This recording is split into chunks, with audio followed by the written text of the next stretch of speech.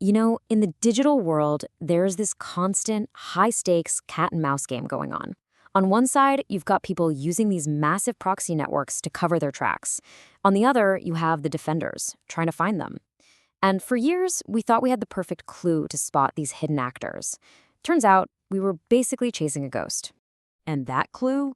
It was round trip time, or RTT. The idea was pretty simple, right?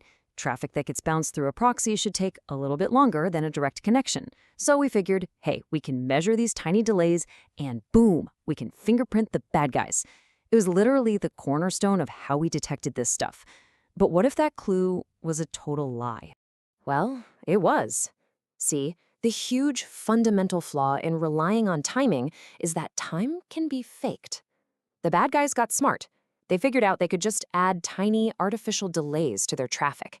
This little trick, called traffic scheduling, makes a proxied connection look exactly like a direct one. It just completely blinds our best detectors.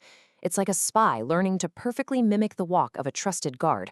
You just can't tell them apart anymore. And the result of this is, well, it's devastating. When you hit one of these state-of-the-art RTT detectors with a simple traffic scheduling attack, its accuracy goes from a near-perfect 99% all the way down to a catastrophic 8%. I mean, just let that sink in for a second. Our most trusted signal, timing, is now so easily forged that our best defenses are basically useless. So, this brings us right to our first chapter, the RTT fallacy. We really need to get why the old methods failed so hard before we can truly appreciate the new solution, which, let me tell you, is way more robust.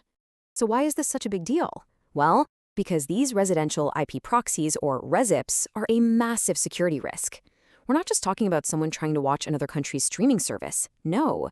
These networks are used to hide incredibly sophisticated cyber attacks, like the Midnight Blizzard hack on Microsoft. They're the engine behind huge DDoS attacks, massive click fraud schemes, and even money laundering. They get away with it by routing all this malicious traffic through millions of legitimate home IP addresses, making it almost impossible to trace back to the source. Okay, so let's quickly break down how this actually works. You've got the subscriber, that's the person paying to use the proxy. They send a request. It goes through gateway to something called a proxy node.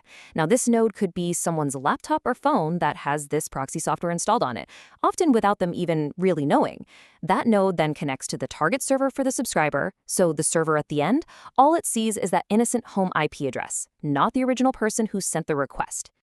Okay, so if timing is a broken metric, what do we do? Researchers had to find a completely new signal, something that couldn't be faked. And this led to a huge breakthrough. They shifted away from those breakable timing signals to something completely different, an unbreakable architectural fingerprint, an echo that the proxy itself creates, and one it just can't hide. And this new way of thinking is called architectural fingerprinting. The idea is to stop asking, how long did the packets take, and instead start asking, hey, does the pattern of packets coming into the gateway mathematically mirror the pattern of packets leaving for the server? It focuses on this core relationship that an adversary can't really change without just breaking their own service. So here's the aha moment. It's so simple, almost obvious, but it is the key to this whole thing. A proxy cannot send out a packet that it hasn't received yet. It's a basic law of physics, really. This creates what the researchers call a causal bottleneck. So it doesn't matter how much you delay or mess with the timing, the sequence of traffic on one side creates an echo on the other side. And it turns out that echo is something you can detect. Now, the theory is fantastic, right? But how do you actually build a tool that can listen for this tiny, unbreakable echo in the absolute chaos of internet traffic? Well, that is where the Core Transform Detector comes into play. The whole process is actually pretty elegant. First, you just pull in the raw network traffic. You completely ignore what's in the packets. You only care about the time between the packets arriving, the inter-arrival time. Then, and this is the magic part, you slice the traffic into little windows of time and you calculate the statistical correlation between the incoming flow and the outgoing flow. Those correlation scores become the clues that you feed into a deep learning model for the final verdict. Is this a proxy or not? And that model is called Core Transform. Now, if that sounds familiar, it's because it's based on a transformer architecture, the same kind of tech that powers things like GPT. And the reason it's so good at this is because of something called a self-attention mechanism. It's just perfectly designed to find these really subtle, long-range patterns and connections. It can spot that faint echo between two streams of traffic, even when they're separated by time and buried under a ton of noise. So in the real world for an ISP, this gets rolled out as a really clever two-tiered system.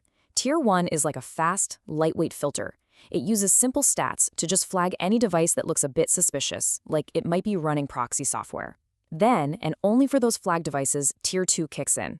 That's when you deploy the big guns, the heavyweight core transform model, to confirm exactly which connections are being proxied. It's just a great balance between being fast and being super accurate. So, we have a great theory, we've got some smart engineering, but how does it actually hold up when a determined adversary is actively trying to break it? Let's take a look at the results. And this just says it all. Under the exact same scheduling attack that absolutely crushed the old RTT method and dropped its effectiveness to just 8%, Core Transform just stands there, solid as a rock. It maintains over a 92% F1 score, which is just a fancy way of saying it's both accurate and it finds pretty much all the threats. It doesn't just see through the attack, it barely even flinches. And this isn't a one-trick pony either. Just look at this. This chart shows its performance against a bunch of other sneaky attacks. Packet reshaping, where they split up packets to try and confuse things.